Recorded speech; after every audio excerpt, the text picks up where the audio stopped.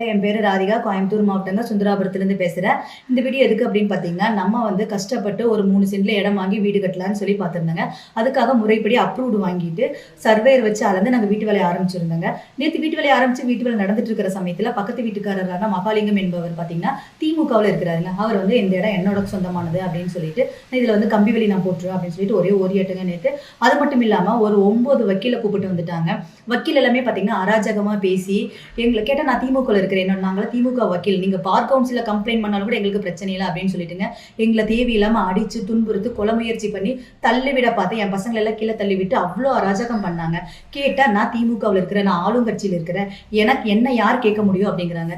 இத்தனைக்கும் அவர்கிட்ட வந்து தேவையான பத்திரங்கள் எதுவுமே இல்ல. நம்மகிட்ட எல்லாமே இருக்குது. ஆனா எனக்கு வந்து பொதுமக்களாகிய நீங்களும், இல்ல எனக்கு தமிழக அரசும் எனக்கு தேவையான நடவடிக்கை இதுக்கு எடுத்து தர மாரி நான் தாழ்மையுடன் கேட்டுக்கொள்ளுங்கிறேங்க. அது மட்டும் இல்லாம இந்த வக்கீலுக்கும் இவங்களுக்கு ஏதாவது ஒரு தண்டனை கிடைக்கிற மாரி ஏதாவது பண்ணணுங்க. அந்த அளவுக்கு எங்கள டார்ச்சர் பண்ணிட்டாங்க.